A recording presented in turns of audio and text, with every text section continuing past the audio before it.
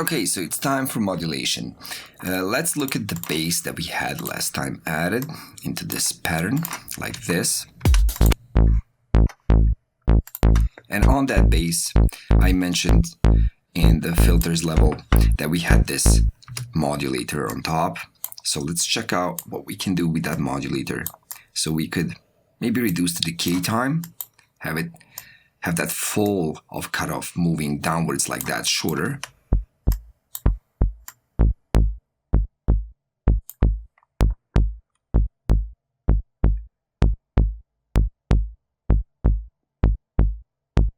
Now, I like that, but you might notice that not all of the notes playing here are the same. You can hear some have more click, less click. Why is that happening?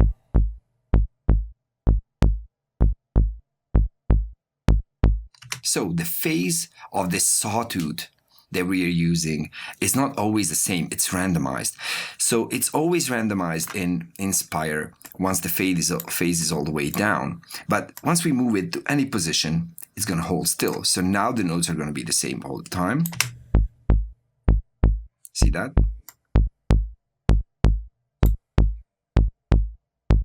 I like it like that. I like more click added to it. Okay, so that's nice. I like this cutoff too, maybe more resonance.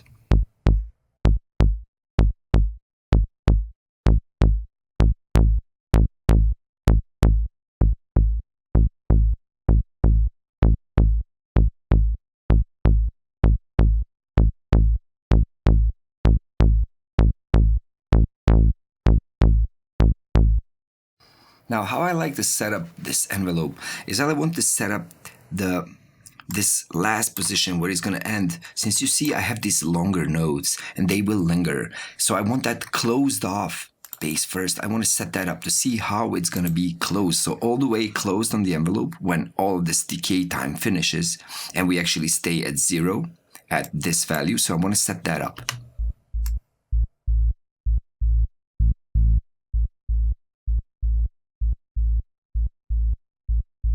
Okay, I like that. Now I'm going to raise up the amplitude of this envelope, so its effect on the cutoff frequency right there.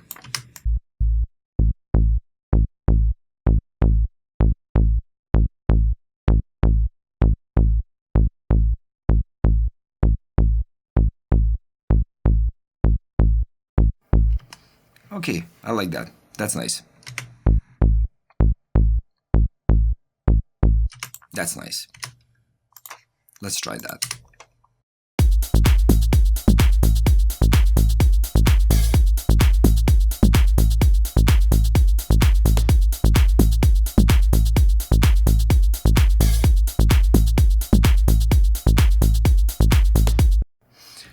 That's good. Now we could add more synthesizers, add more sounds maybe. So let's see what else could we add. Maybe another Serum is going to be fine. So let's try that. Try, let's say another, maybe a lead sound of some sort. So where are my leads? Maybe some synths, even. Synth. Let's see what this sounds like. Any of these. You can just try them out by playing.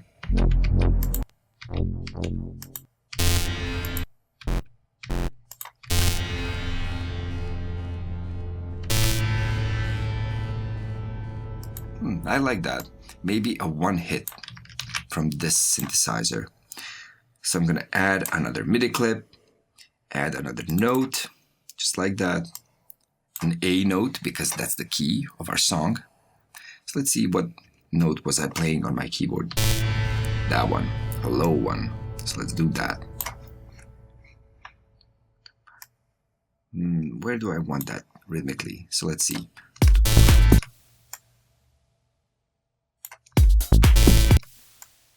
No, more. I can even use my arrows.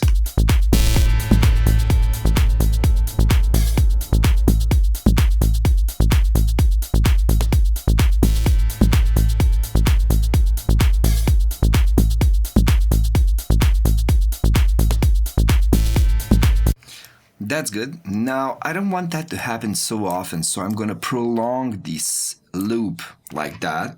So now when it repeats less often, just like that.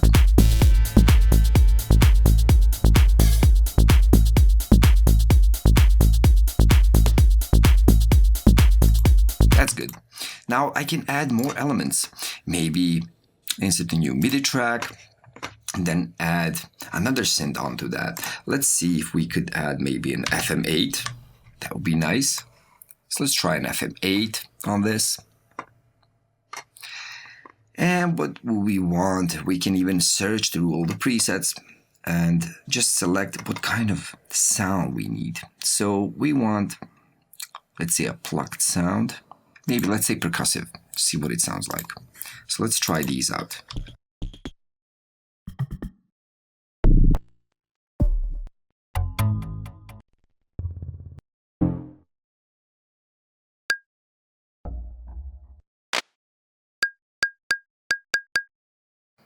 I can't actually tune that clave. Let's try something else.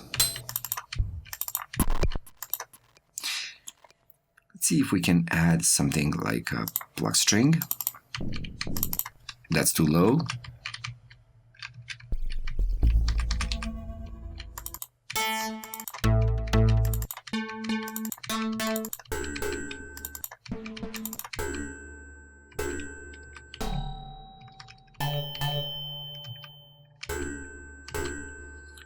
Okay, I like that.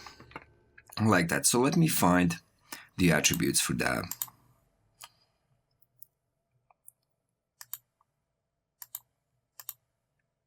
So what I would like is this envelope to have less release. That's good. I like that. So let's see about that effect. It has some reverb on it. Yeah, it has a lot of reverb on it.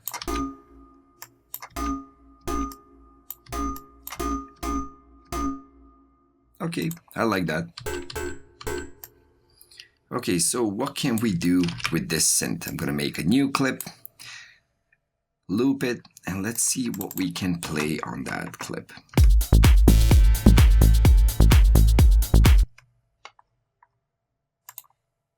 If I turn this on, I can preview the synth as I'm playing it right here.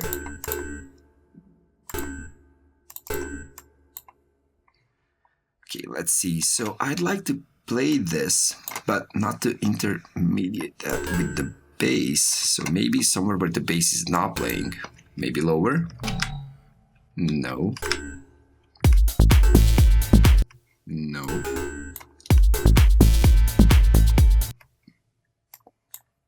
That's good already for me.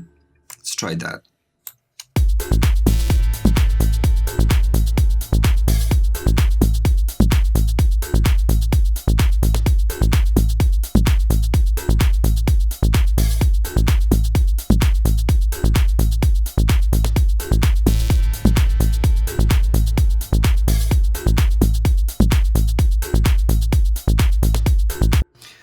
Okay, that's good. We could try to change it, but I'm not going to do that right now. So we added some more elements, and we can of course try to maybe filter out this sound, maybe into something lower. So let me try to see if I can filter this out a tiny bit. Now I do have some different controls. As you can see in the FM synthesizers, I can see all the operators used, and most probably they do not all go through the filter, so even lowering that filter is not going to help that much. You see? Maybe even better.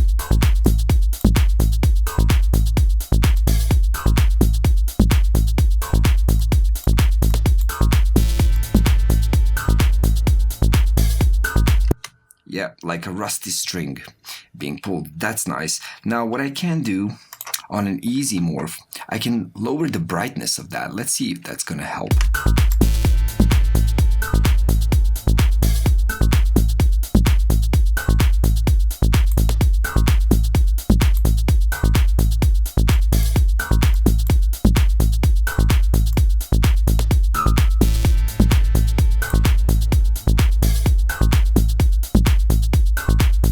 Okay, that's good. I like that. I'm gonna apply that and now all the settings come back to 0, but we just applied the envelope that we wanted, the brightness that we wanted. So I like that sound.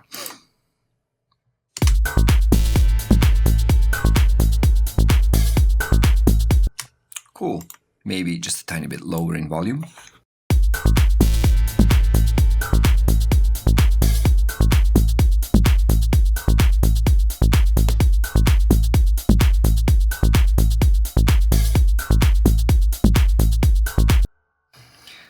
Okay, what more? Well, I'd like to apply some filter and some modulation to this pad right here.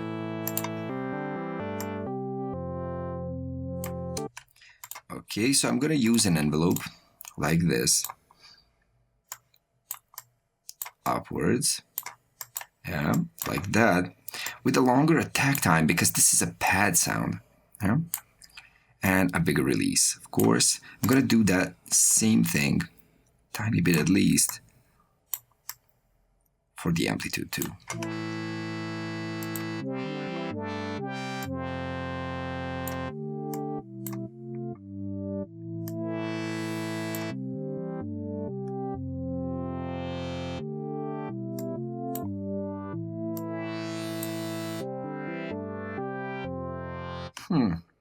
Actually, I don't like that for this kind of melody. So let's try something else.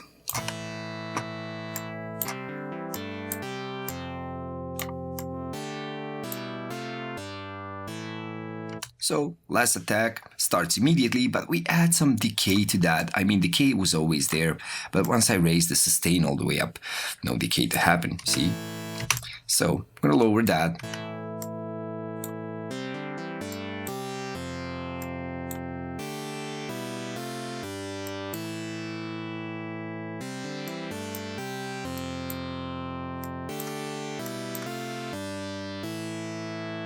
And since some of the notes there are really long, I can raise the decay up longer so that those longer notes also have some evolution happening throughout their time of playing.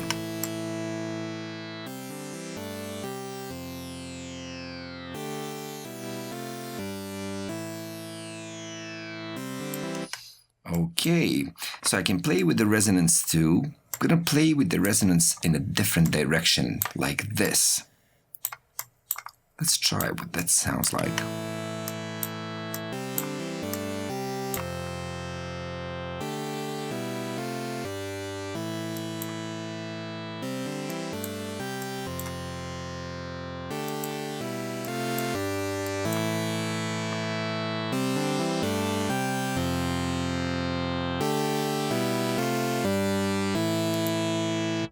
I like that too. We can leave that.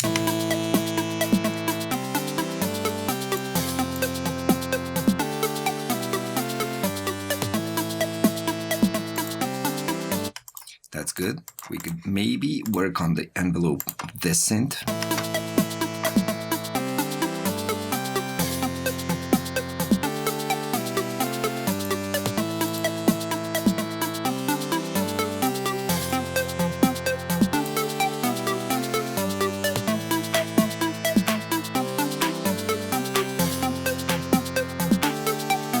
I'm gonna make this unipolar.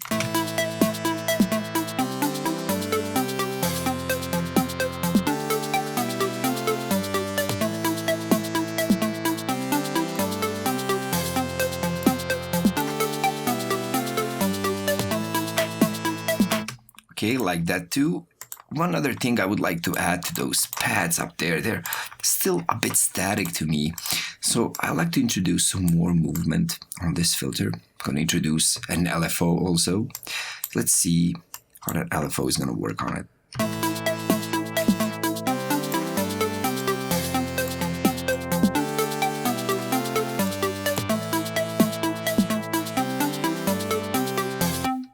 Let's hear that alone.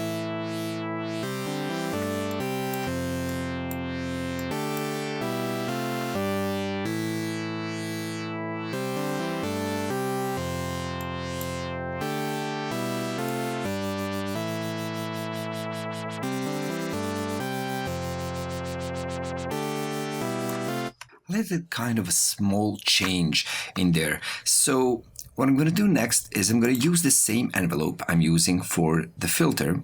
I'm going to use that envelope to move the rate of this LFO. So like that. So it's going to be fast and then going to be slowing down as the sound progresses.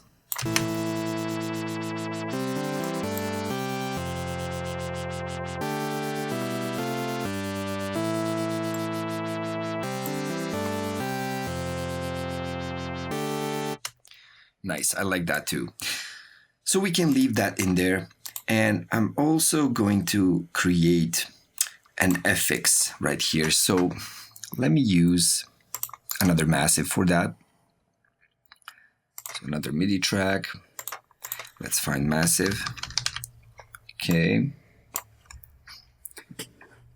Okay, so let's see what I could do. I would like a sawtooth kind of an LFO for the pitch modulation right here. Fast pitch modulation like that. Let's see what that sounds like. And not too loud. Okay, really fast.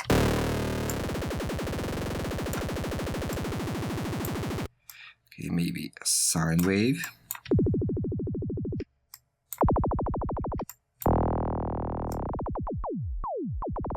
No. So definitely a sawtooth. Let's see what we get.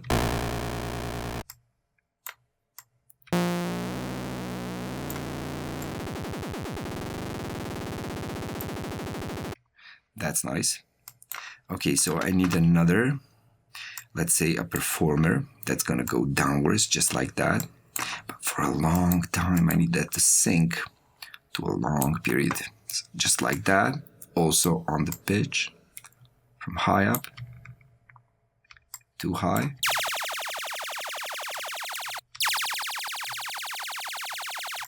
Okay, I like that.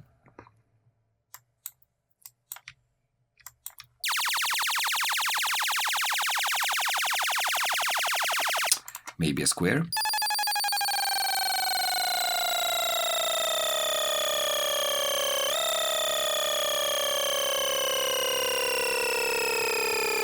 I like that. Let me start in with a filter, a high pass filter. Nice. That's nice. Another thing, let me use this performer to control the rate of this LFO, so it's going to become slower every time.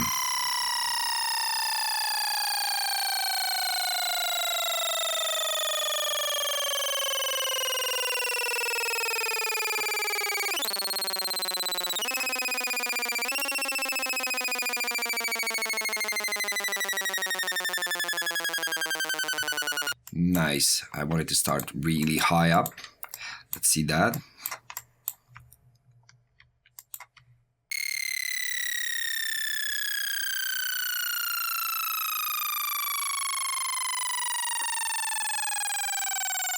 I like that. I'm going to use this performer on the cutoff too, like that.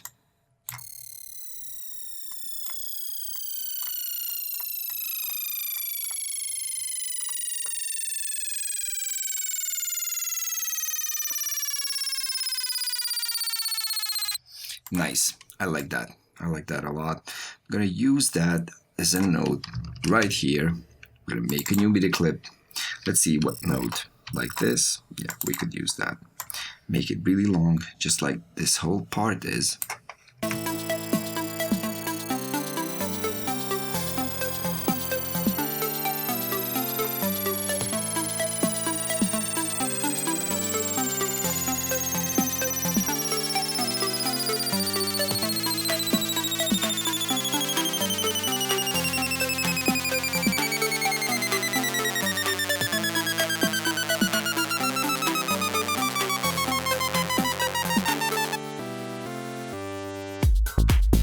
Nice. I like that. I like that. I just, one piece of this bothers me, and that's this not disappearing actually. I want it to slowly fade away. So how could I do that? I could actually, instead of an amplitude being modulated by the envelope, I don't want to do that. I'm going to use this performer for it, like that. Yep.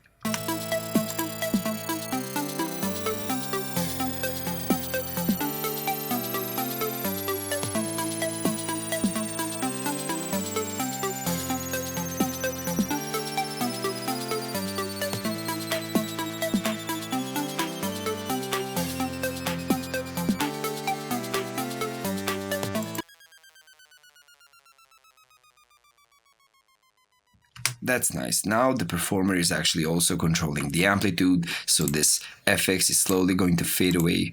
Now I think we have a lot of new elements just using filtering modulations. So let's see what we can do next using maybe MIDI articulations and using some effects once we get through those. So for now, I think this is quite enough.